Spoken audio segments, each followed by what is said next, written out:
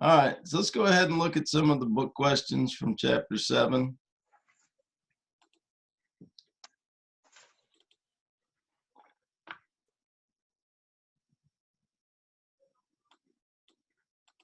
Maybe.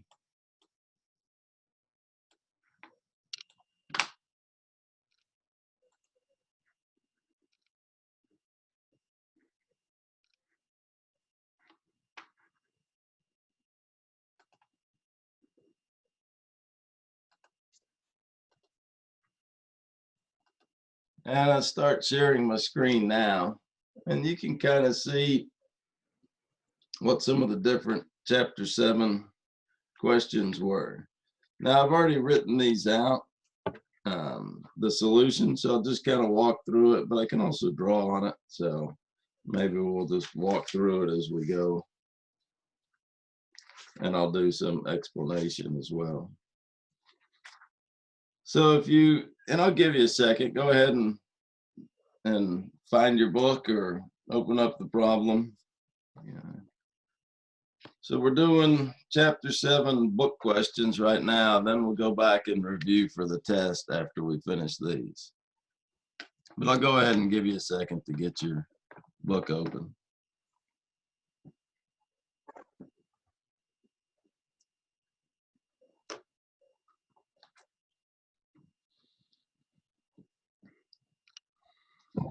All right.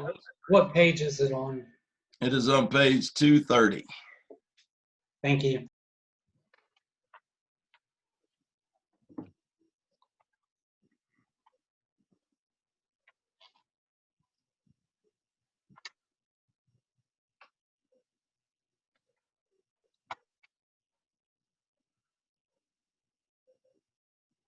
All right, so let's go ahead and read it. Fowler just paid a dividend of $2.55.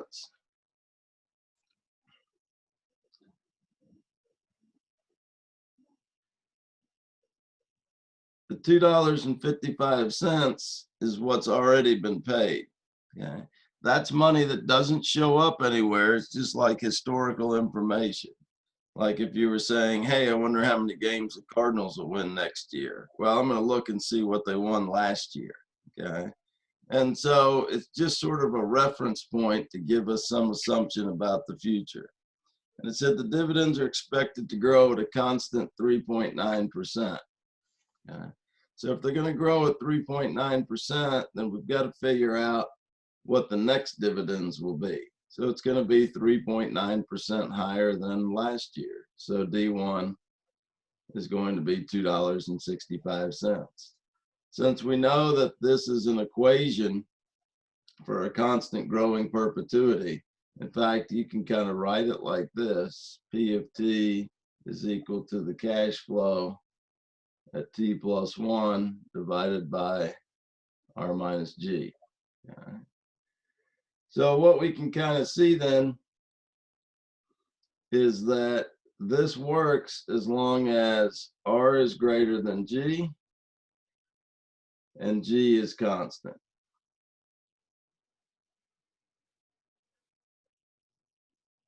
And we have both those conditions, so we can start looking at the present value of the perpetuity at the beginning of year 1, which is really today, the beginning of year 1.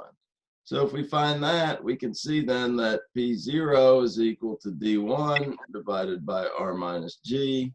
We found D1. D1 was 265. The required rate of return was 10.4. And the growth rate, of course, was 3.9%. And so the price today, $40.77.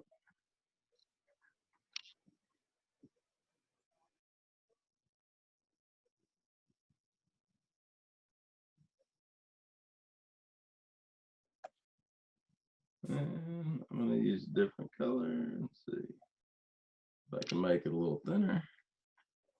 All right. Now, the next question it says is, hey, what will the price be in 3 years? All right. Well, in 3 years, what we're looking at is the dividends that someone's going to get. If they buy it 3 years from now, what they're going to get is the present value of the future cash flows from year 4, 5, 6 out to infinity. So what they're going to end up with is, in order to find P3, we need to know D4, R, and G. And in order to find D4, we could do it one at a time, or D4 is also equal to D0 times 1 plus G to the 4th.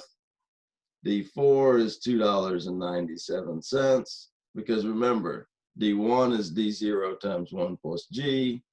D2 is D1 times 1 plus G. So you can sort of go through that progression and figure out that D4 is equal to D0 times 1 plus G to the 4th. We find P3 at 297.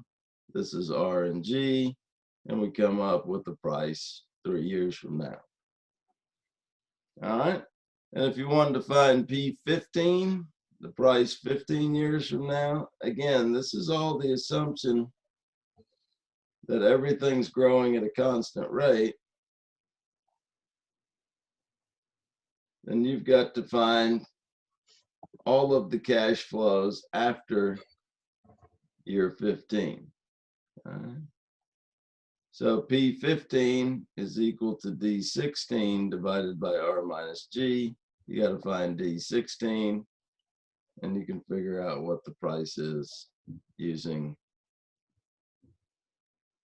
this formula. All right, any questions on that?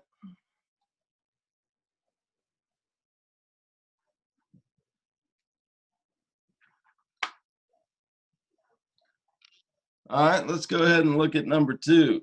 The next dividend payment by Hoffman. And this is real important that you read the questions carefully. It says the next dividend by Hoffman will be $265. That's an estimate, and most of the time they don't write it like this, but really you can interpret it. Remember, it's the estimate.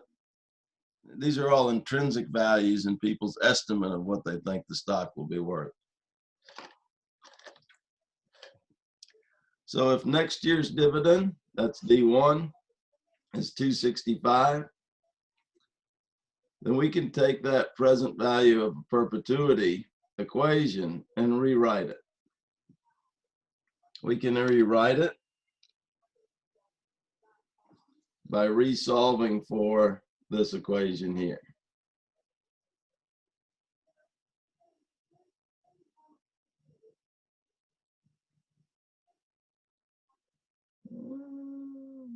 There we go. So if you wanted to, I gotta make it a little bit bigger. All right, if you wanted to rewrite this equation,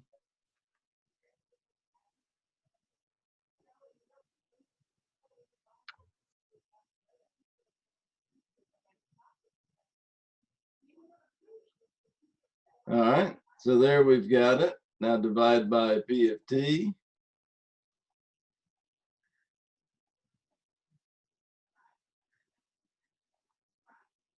And then finally you can, I'm writing over the other stuff, but it's all right. R is equal to dt plus 1 over P of T plus G, okay? So if you look down, you can kind of see that we can rewrite that equation, except now when we rewrite it, we're solving for R.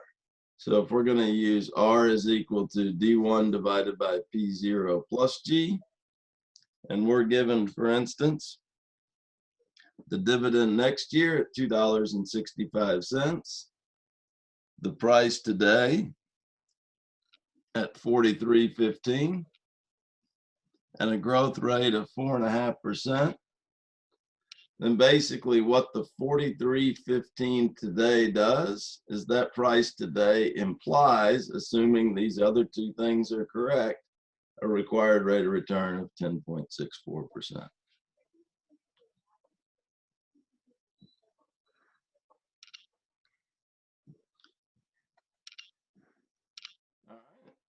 And number 3 is sort of an extension of number 2. It says for the previous problem, what's the dividend yield? This is really the expected dividend yield. And the expected dividend yield is the dividend next year divided by the price today. So the dividend next year is expected to be $2.65. The price today is $43.15. If you divide those two, you get 6.14%. The capital gains yield is what we expect the price of the stock to grow at. And we expect the price of the stock to grow at 4.5% because we're expecting the whole company to be growing at 4.5%. And if the company's growing at 4.5%, that means revenues are growing, earnings are growing. Okay. And so that's what's going to cause the stock price to become more valuable. And theoretically, it should grow at around 4.5%. So the expected capital gains yield is the same thing as the expected growth in the dividends, because the dividends are coming from earnings, the earnings are coming from revenues and costs, assuming a constant valuation. All right, let's stop here for a second and let me see if there's any questions.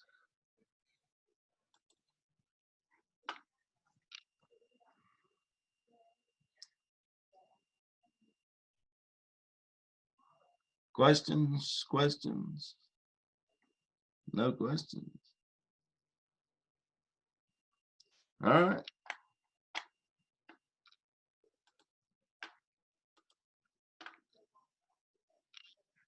Anyone like these cool colors that I'm putting on this? Pretty nice, huh?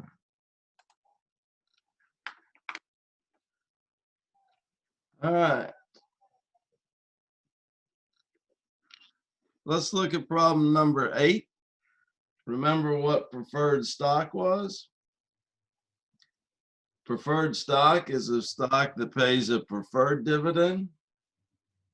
Preferred stock is a hybrid between common stock and bonds. It has some of the characteristics of stock and some of the characteristics of bonds.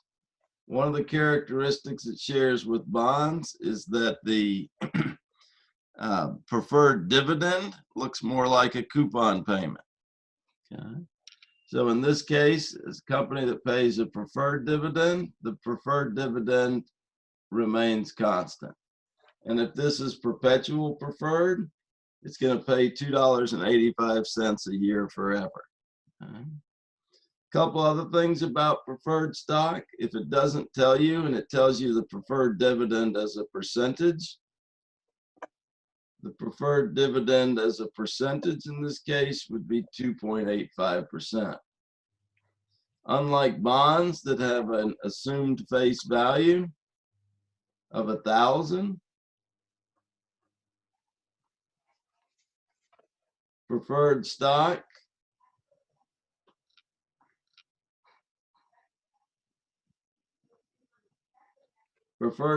has an assumed face value of 100.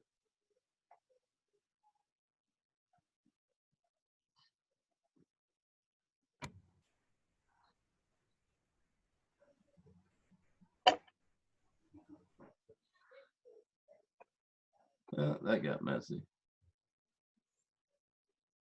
Yeah. So if it's not given, we can always assume that the face value of preferred stock is 100.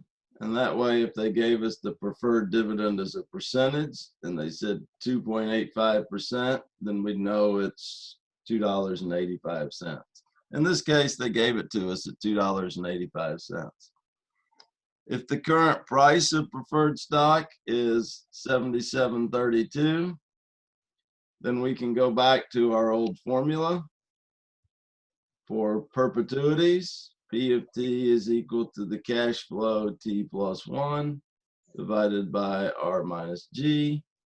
In this case, since preferred dividends do not grow, that's why they're like bonds, The preferred stocks are perpetual, so we need to use this equation. But oftentimes we write the price of preferred stock is equal to the cash flow, which is the preferred dividend, divided by R. Why? Because with preferred stock, there is no growth in the dividends. So in this case, the cash flow, if we want to solve for R, we can just rearrange the equation. R is equal to the cash flow for preferred stock divided by the price. So we can then find this equation. And the present value of $2.85 a year forever, when it's 77.32, it implies an interest rate of 3.7%.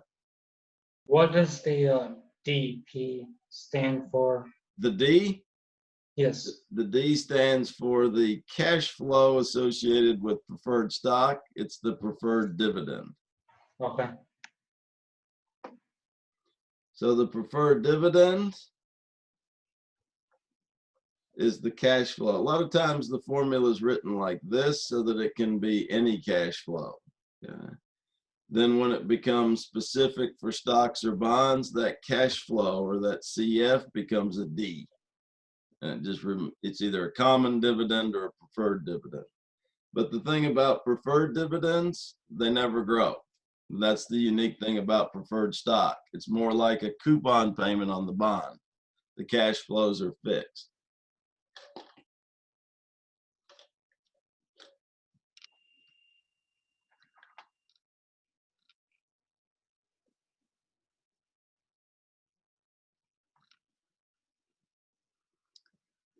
All right, let's go ahead and look at number 12.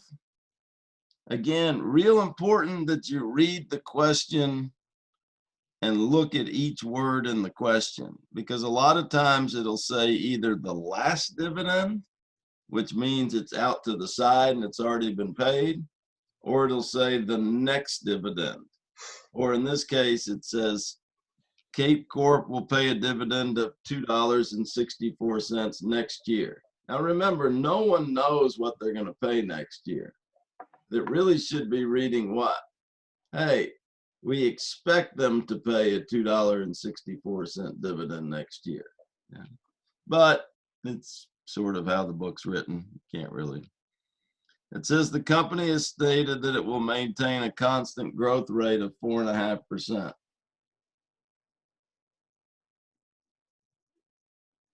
So if it grows at 4.5%, we could find D2, D3, D4, and so forth.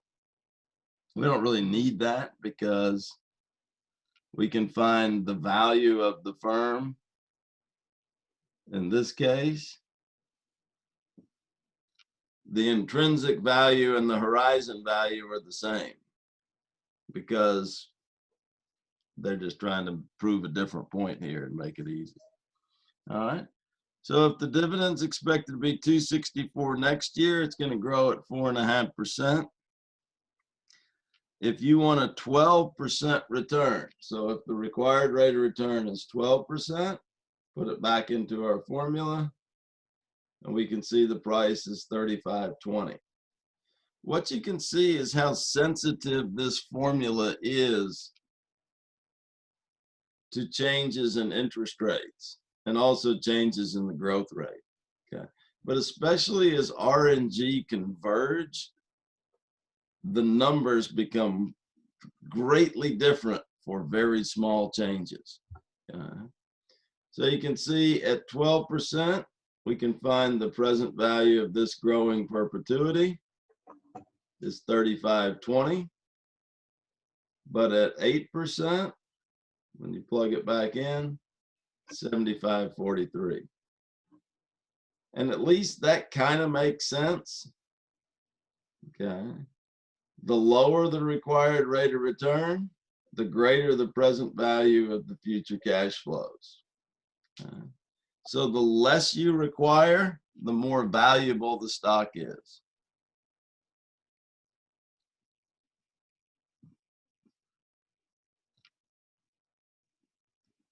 All right, you can go ahead and work a couple of those. I'm going to stop sharing for just a second. See if there's any questions. But also it's kind of interesting. So if you look at that last problem, notice that the required rate of return went down and the value of the stock should go up. Okay. So we kind of saw this right after, not during, but after the Great Recession. So the Fed kept interest rates low and people were sort of complaining that they might be creating an asset bubble. What does that mean? Well, by keeping interest rates low, okay, then basically if the baseline interest rate is low, then the required rate of return people demand for stocks is low.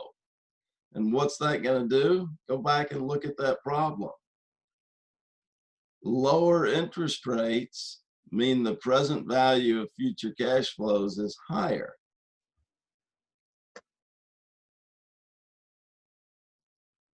And so if the Fed keeps interest rates artificially low for too long, it can create what we call inflated asset prices. Now, what did that mean? Well, that means if you own stock and they kept interest rates low for a long period of time from 2010, 11, 12, 13, 14, all the way to 2020, yeah, and that's people saying, well, why aren't we raising interest rates? Then that caused the stock market to increase dramatically. Now, that's great if you own stock, and it was great for who? It was great for the 1% of the people that own 90% of the stocks in the US. And that's when we sort of got into this idea of wealth inequality and so forth. And some people actually blamed the Fed for causing the gap in wealth inequality. Now, that's of course not the only reason. So why didn't stocks go up when the Fed dropped interest rates? And I don't know if you remember or not, but you can go back and look. I think it was 2008, I can't remember now, 2018. It was December and January, so it's kind of hard to remember the year. But I think it was 2018, 2019. The market dipped quite a bit, lost about 9% of its value during late December to early January. I think that was going 18 to 19. And what had happened is the Fed had raised interest rates and then raised them again. And so people were saying, whoa, whoa, you're killing the stock market. People being Trump and other government officials. They said, well, you're killing the stock market. And it was simply because they were raising interest rates, trying to normalize it. Now, why did they want to raise interest rates? Normally, you raise interest rates when there's inflationary pressure, but we weren't seeing the inflationary pressure. But the Fed's argument was, if we don't raise interest rates while the economy's booming, when will we ever raise interest rates? Yeah. And the reason you wanted to raise interest rates when the economy is booming, even if it hurts some of the gains in the stock market, because it's going to cause lower valuations at higher interest rates, is for just this reason that we're seeing right now. What if something unexpected happens to the economy? Then what can the Fed do? Yeah. The Fed can lower interest rates to try to stimulate the economy. And so when the virus hits and all of a sudden economic activity slows dramatically and unemployment rates rise, that's the exact time we want the Fed to do what? Overstimulate the economy. But if you don't have interest rates at a high enough level, then you can't drop them enough to make a difference. And so that was one of the big things that people were kind of worried about, was that the Fed should have raised interest rates more, even if it meant that the market would take a hit, let's say the end of 18 to 19. At least they'd have more ammunition to be able to lower interest rates further. And so what did they do now? They took them basically where they were down to zero, which was dramatic, but it's not going to have much of an impact until, and you don't see it right away. Yeah. The reason dropping interest rates caused sort of a temporary spike in the stock market is because there's still all this uncertainty about when the virus will be under control, when the economy will get back, when people will go back to work, and all those things that is the reason we're doing classes like this instead of regular classes. Does that kind of make sense? So that kind of puts some perspective in terms of how important the level of interest rates are. And that's not the only thing that affects the required rate of return. But you can kind of see what this problem's meant to demonstrate is the low, holding everything else constant. That's how we have to do it. Ceteris paribus, holding everything else constant, lower interest rates will cause the present value of future cash flows to be higher.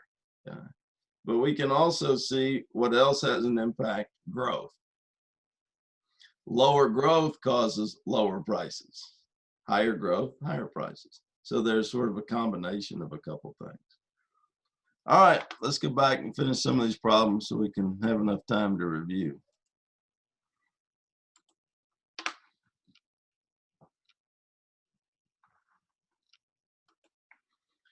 All right, let's go ahead and look at 13 then. The Blooming Flower Company has earnings of $3.68 per share. The benchmark PE for the company, so maybe other companies that are very similar to it, is 18. What stock price would you consider appropriate? All right. So if the benchmark price to earnings multiple is 18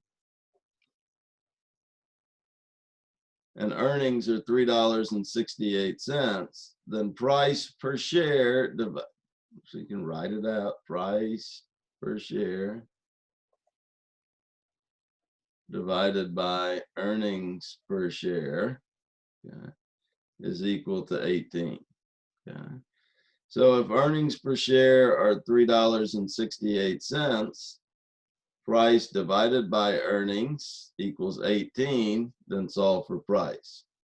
That's why sometimes people call this a PE multiple, because essentially you're multiplying the 18 times earnings to get the price.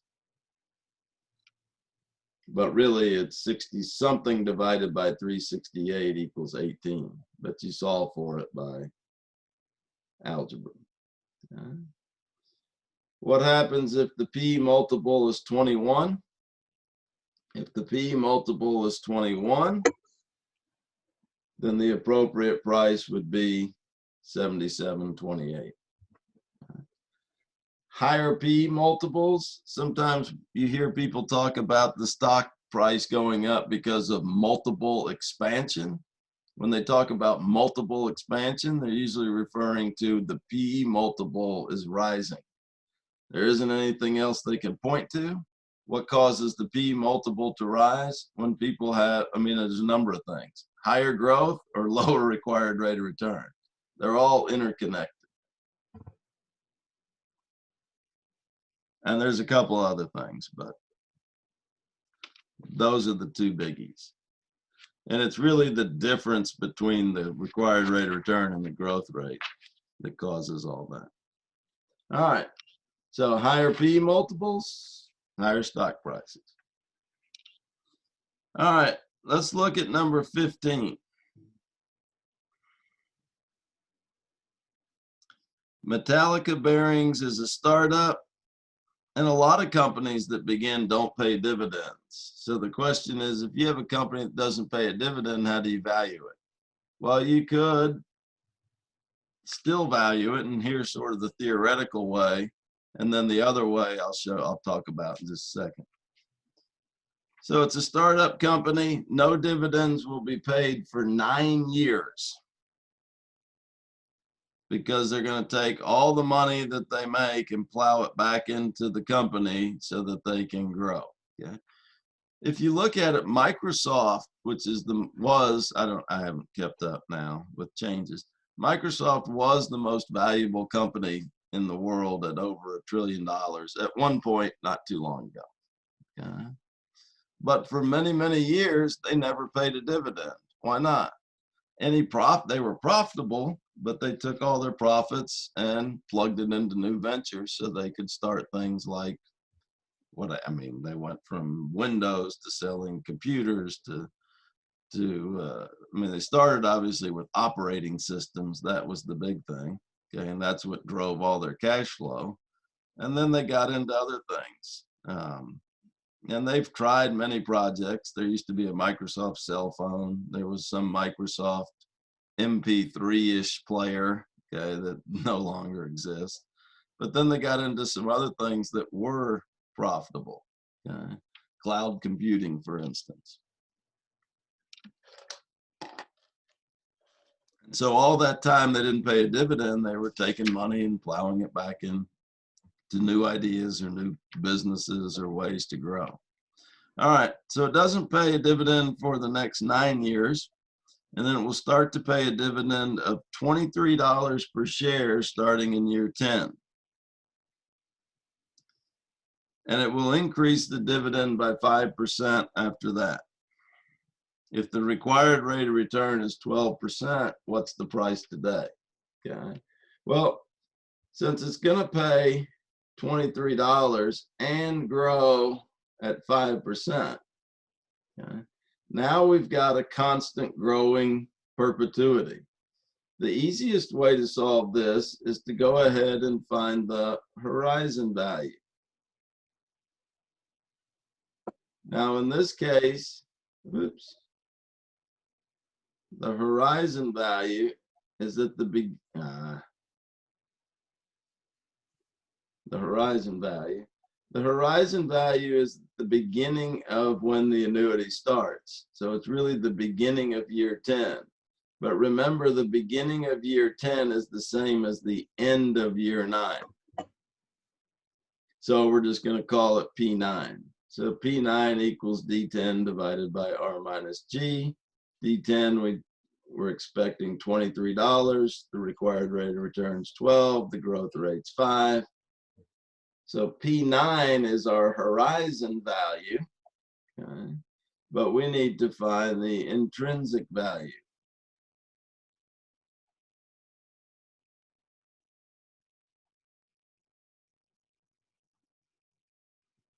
And the intrinsic value, if this is the price of the present value of all the cash flows after year 10,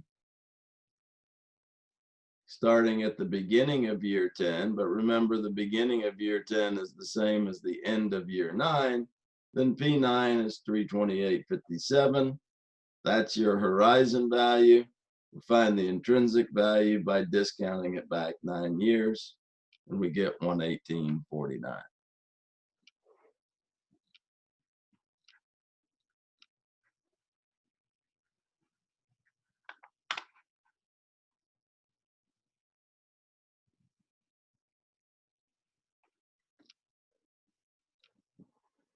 All right, let's go ahead and look at 17. Cinebec Corporation is expected to pay the following dividends over the next 4 years. $7, $13, $18, and $3.25. All right. Afterwards, the company pledges to maintain a constant 5% growth rate. So after that, it's going to grow at a constant 5%. Okay. So I know I've got constant growth starting after year 4. So I can go ahead and find the horizon value at the beginning of year 5.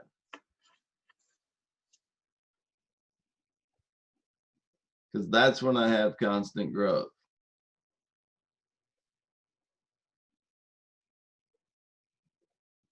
But remember, the beginning of year 5 is the same as the end of year 4. So our horizon value is going to be called P4. So the horizon value, P4, is equal to D5 divided by R minus G. We have to find D5. D5 is not given. But D5 is equal to D4, which we know times 1 plus G.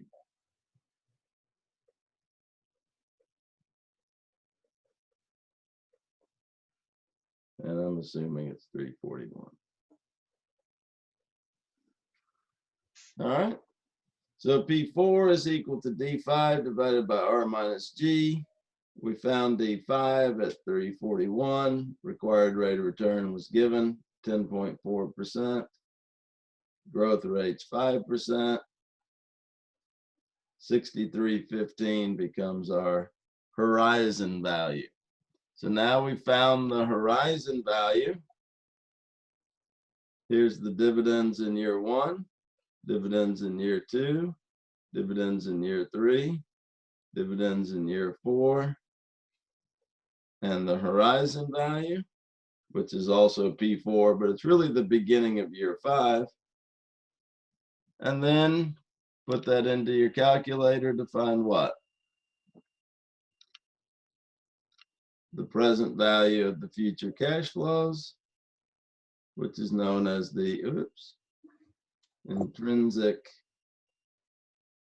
value.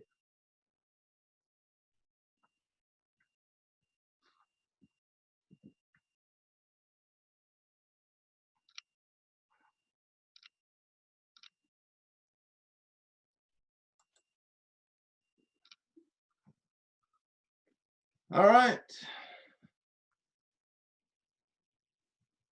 Any questions on the homework part for chapter 7 or any of the other questions that we had? So we had 3 sheets from chapter 7, basically. Oh, why wouldn't it's not really related, but why wouldn't the amount of shares released be relevant to finding the price of the stock? Because we're looking at dividends per share and earnings per share. Yeah, it is related. Yeah, but let's suppose you had a company that had $100 in earnings, and they only had 1 share of stock. Okay, that share is going to be much more valuable than what? Someone that had $100 in earnings and 25 shares of stock. Okay. Now, this one, it's not really that important because this one is going to be worth 25 times more than the other company. Yeah.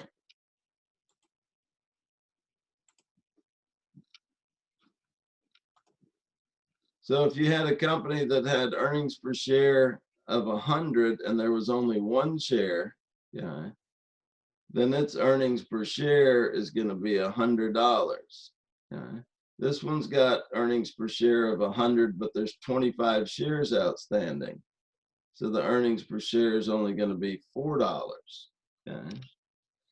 But it doesn't really matter because this company's stock, call this A, this B, company A stock is going to be 25 times more than company B.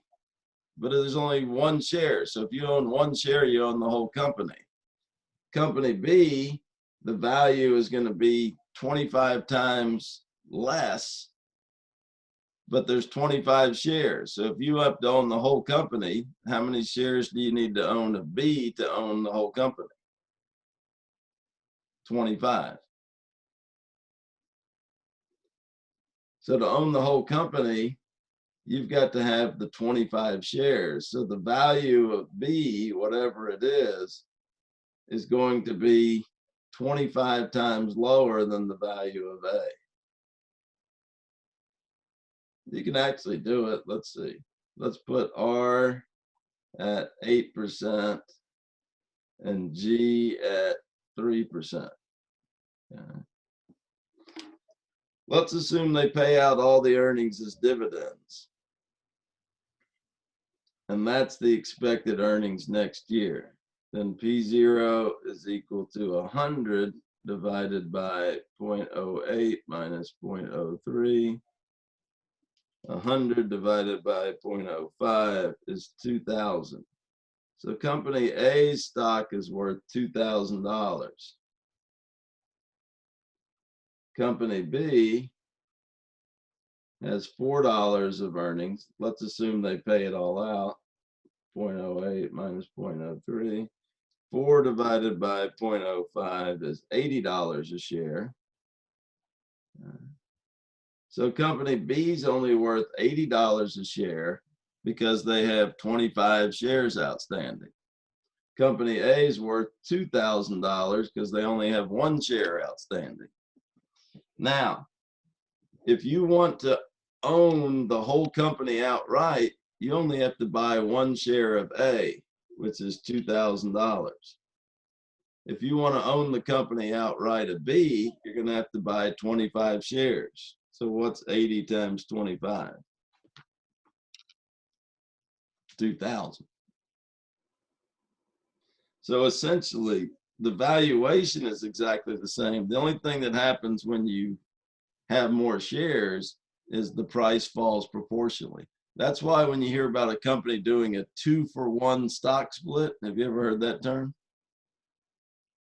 Okay, some companies will issue a 2-for-1 stock split, which means they're going to double the number of shares outstanding.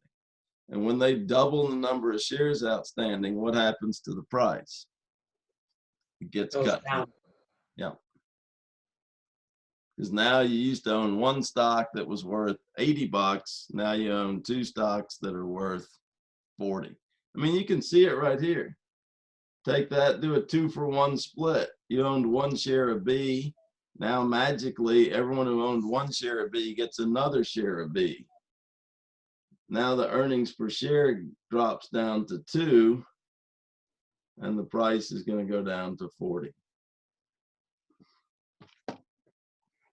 So the number of shares outstanding is important, but it's important only in the sense that you're taking the package of meat and dividing it up into smaller packages. And when you take that package of meat and divvy it up into smaller packages, then each package is worth less. Okay, thank you. All right, what else from here? Let me. All right, what else from chapter 7?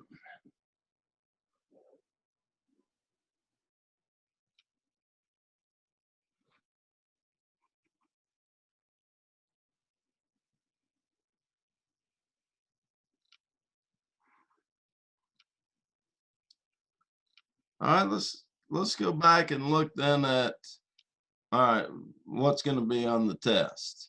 Okay, so we left off last time.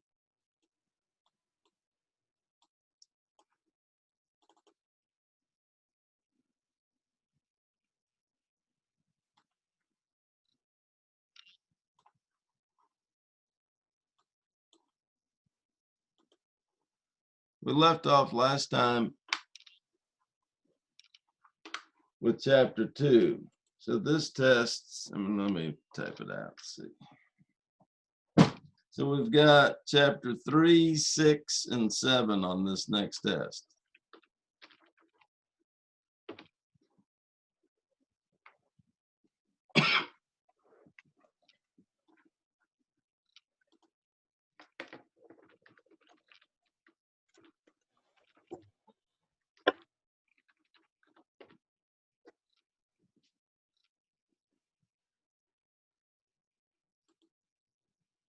Professor, Yes. are you going to be posting this one on the Moodle as well? Yes. Speaking of which, where can I haven't seen the other one up yet. Is that one just kind of Do like you the go to the Tuesday Zoom files? Remember Zoom? on Moodle it says access to Zoom? Is that? Oh, now I see it at the top. Never mind. I'm sorry. I hadn't noticed that earlier. Yeah, I'm sorry. Yeah, that's where, here, I'll show you. I'm going to screen share. I see it. Okay. So yeah, right in here, access to Zoom files. This class will probably be posted. I don't know if it, sometimes I can get it done. It takes like 30 to 40 minutes to compile. So sometimes I can get it done before the next class starts. which is 12:30 for me, but I can't guarantee. It just depends how fast the internet is. But it'll be up later today. All right, so if you look, you can see from our last test, we've got chapter 3, so we can go over any of these. Okay. We've got chapter 6, which is bonds. Remember, chapter 3 was financial ratios. Okay. So chapter 3 was all financial ratios. Chapter 6 was bonds. We had a break, and now we're in chapter 7. And here's where you click on your chapter 7 quiz and click on that, and then there should be a file. I guess I could probably do it. I don't think it'll throw anything off. But anyway, that's where the chapter 7 quiz is. And remember, that's due when? Tomorrow at noon, I think. So, all right, that'll give me time to grade it and get it back to you. And I'll probably put a solution video out too as well. All right, so what do we want to review? Here's our choices: 3, 6, 7. 6. All right. Anything in particular? Not off the top of my head. I know Laura had some issues with certain bonds required you to use like different ratios and make certain assumptions. Okay, the semi-annual compounding versus annual. I believe so. Yeah. All right.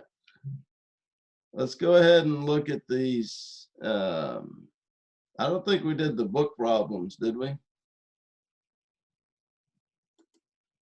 No. Let's go ahead and look at those.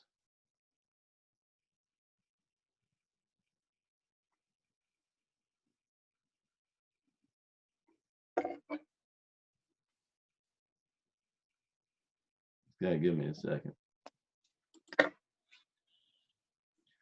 All right, so we had problem 6, 7, 9, 10,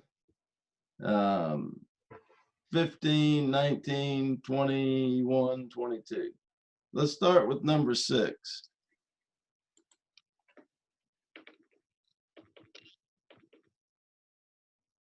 All right.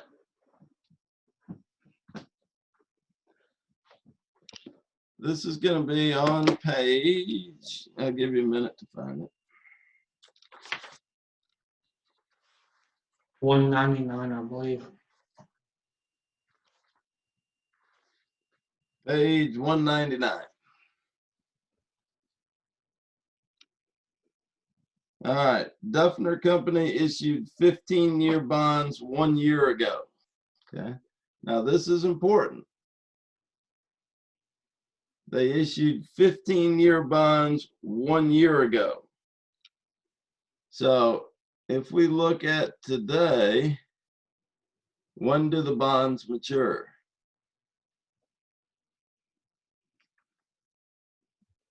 So we can go back. We can write down here again. Let me make more space. Okay. So 1 year ago was 2019. They issued 15-year bonds. That means the bonds matured when? 2034. So if today is 2020, the bonds are going to mature in 2034, which mean they have what? 14 years left to maturity. Now we got to remember what the coupon rate was. The coupon rate's 4.8%. The coupon rate tells you what the coupon payment is. The coupon payment is the coupon rate times the face value. assuming these bonds have $1,000 par value or face value, that means the coupon payment is $48 per year, but it's paid semi-annually or in 2 equal payments. So that means the semi-annual payment is $24.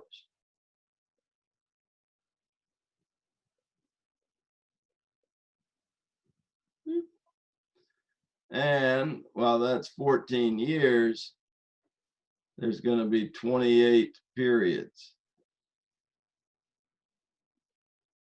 So I'm going to get 28 of these coupon payments. And then, of course, at the end of the life of the bond, I get the $1,000 back. Now, if the yield to maturity, what does yield to maturity mean? Yield to maturity is the interest rate you want to earn, except it's expressed as an annual rate. So the yield to maturity is 5.3%, but since I'm using 6-month periods, the periodic interest rate is equal to the nominal interest rate divided by M, that multiplier. There's 2 6-month periods in a year. That means the periodic interest rate's 2.65%. So now I'm looking for PV when the future value is 1,000, N is 28, I is 2.65, and the payment is $24.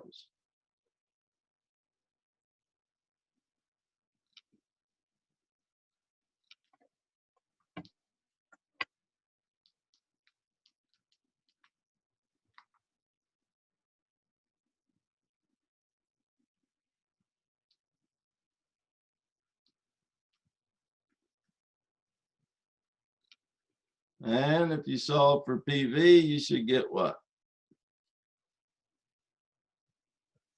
951.02. There you go.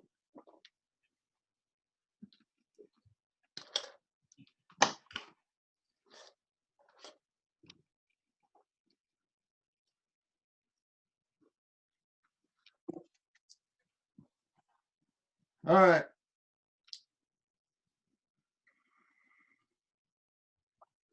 Let's look at number 7.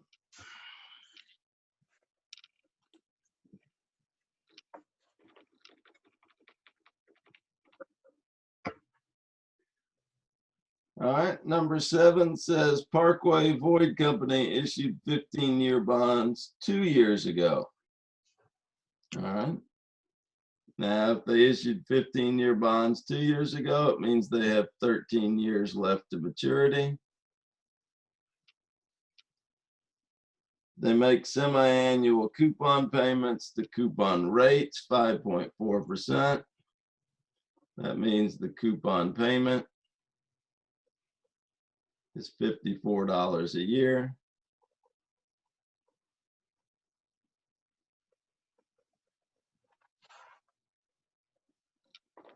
But it's paid semi-annually, so it's going to be paid in 2 easy installments.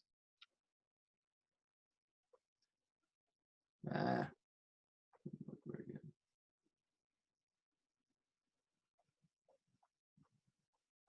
2 easy installments of $27.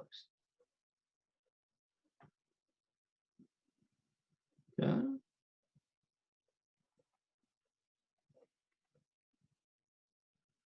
It's got $1,000 face value, even though it didn't say it. It's currently selling for 106% of par value. 106 means 106%. 106% of 1,000 is 1,060.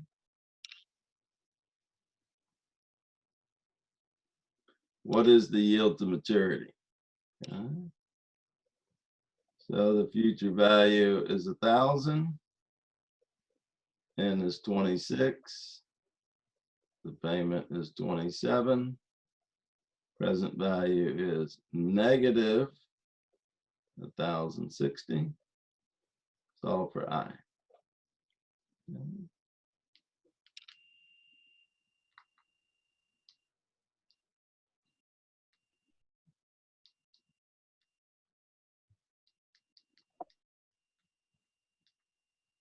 I is 2.39, but that's a periodic interest rate. We want the nominal interest rate.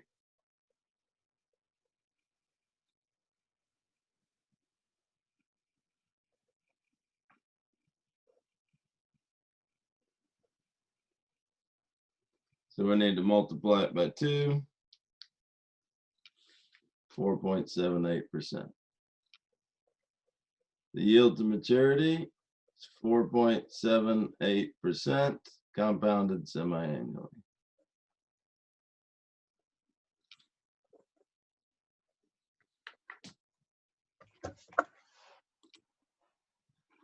All right, any questions on 6 or 7? Bond prices, bond yields.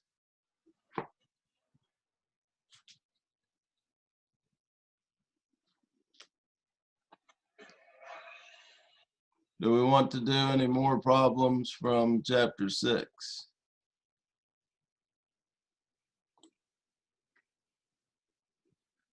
We can. Can we review chapter 3, like just a couple questions? From chapter 3? Sure. Yeah, like just to kind of refresh our minds. Okay.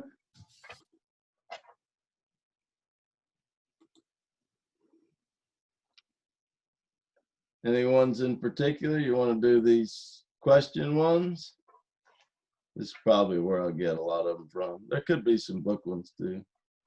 You want to do these chapter 3 question solutions? Sure. Yeah. That doesn't matter to me. Pick whatever you want. You get the, oh, I'm not even screen sharing. Hold on. All right. Here's your choices for chapter 3. Any one of these in particular? All right, we'll do that one then.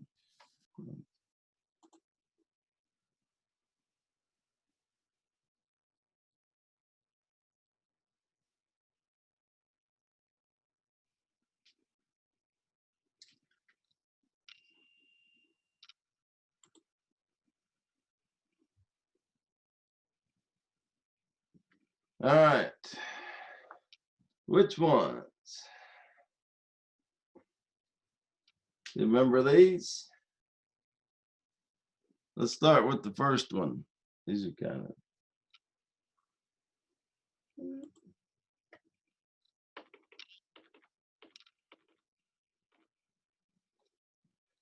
All right, we've got sales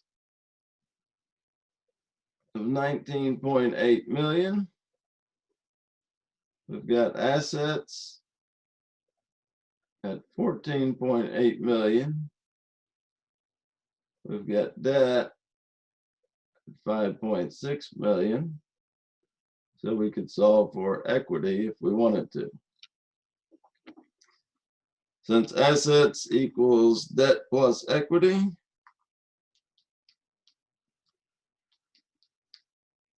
equity is 9.2 million. All right, I might need that. I don't know. Yeah. Assume the profit margin. Now remember, I told you you had to memorize 5 equations. What were the 5 equations? Gross margins, maybe there were 6. I don't know. We'll see. Gross margins, operating margins, net margins, earnings per share, PE multiple. Remember, it was the whole front side of one of those sheets.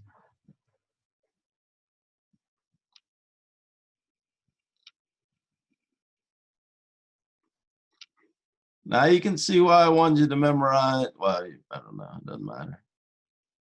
You might be able to see why I wanted you to memorize net margins and earnings per share and that kind of stuff.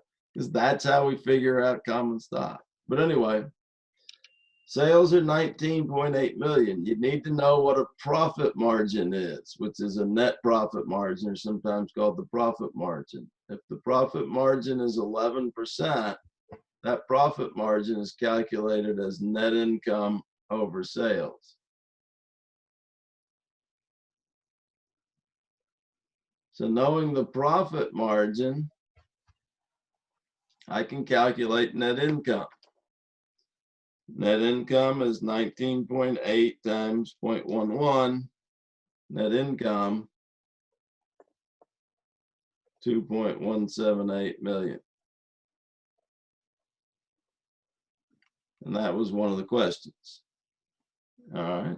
Return on assets. You didn't have to memorize that. Return on assets is just net income relative to assets.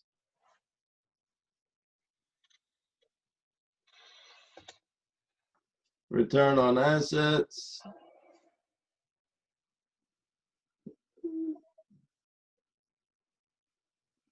$2.178 over 14.8.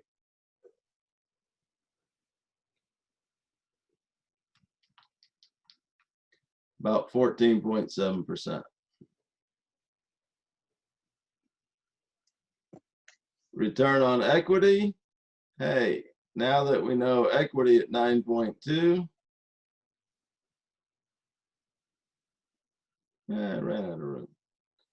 It's 2.178 over 9.2.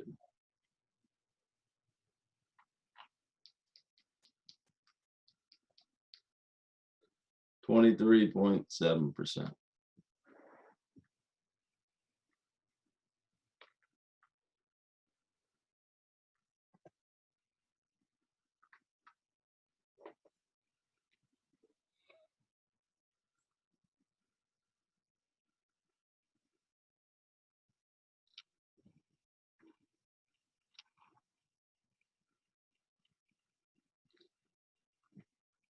Remember, I told you I wasn't going to require you to do sustainable growth or internal growth.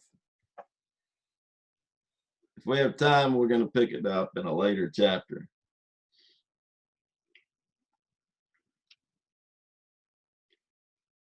Let's go ahead and look at number 6.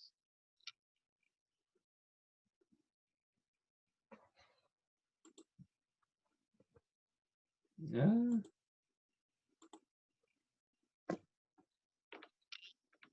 Ah, there we go.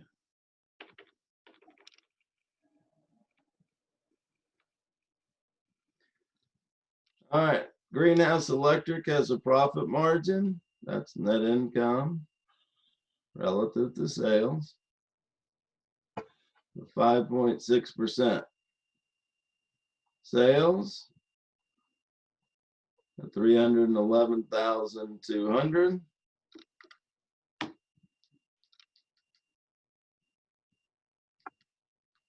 So net income, 17,427.2. There's 15,000 shares outstanding. Earnings per share, net income divided by a number of shares. That's another one I want you to memorize.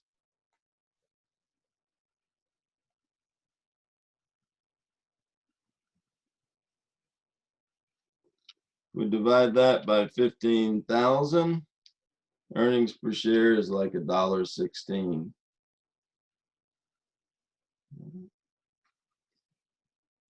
Price per share divided by earnings per share. If the price per share is $11.60 and the earnings per share is $1.16, the P multiple is 10.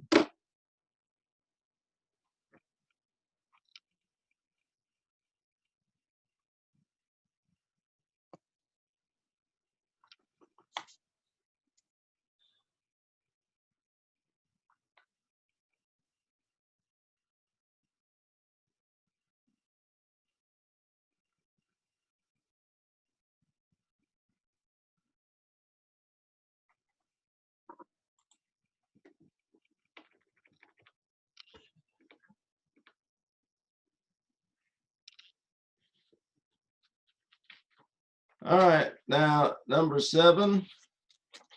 This is always a weird terminology. Yeah, that's why I didn't have you memorize it. But it's total asset turnover ratio. What's the total asset turnover ratio?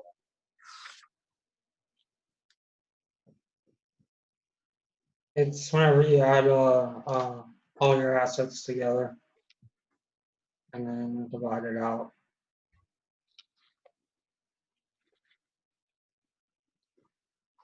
Well, not exactly. Total asset turnover ratio is, the definition is sales to total assets.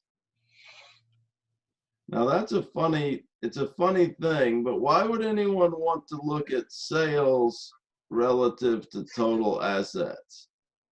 Then I know where the name comes. The name comes from inventory turnover. Okay. Inventory turnover ratio is basically looking at sales relative to inventory, and it kind of shows you how quickly the inventory is sold out. Okay. But this isn't it. It's similar in terms of how it's written, but it doesn't really make any sense. Why would you want to look at sales relative to total assets? Well, it's more what's called a management effectiveness ratio. Okay. And it basically says, hey, how well are we utilizing our assets to generate sales?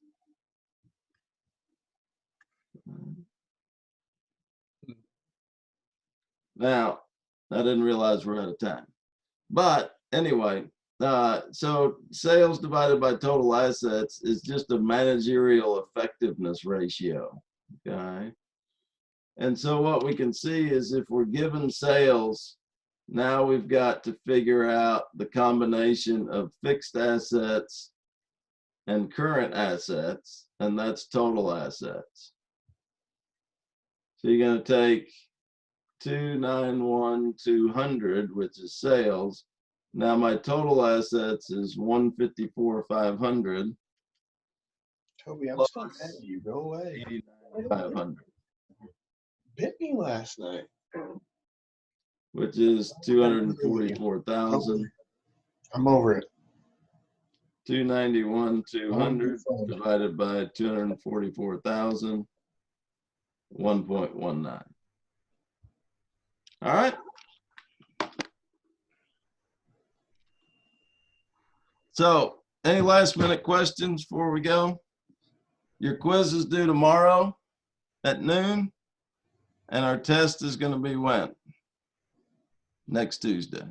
And it's just going to be, I haven't figured out exactly how I'm going to do it yet, but I'll call you or I'll email you and let you know.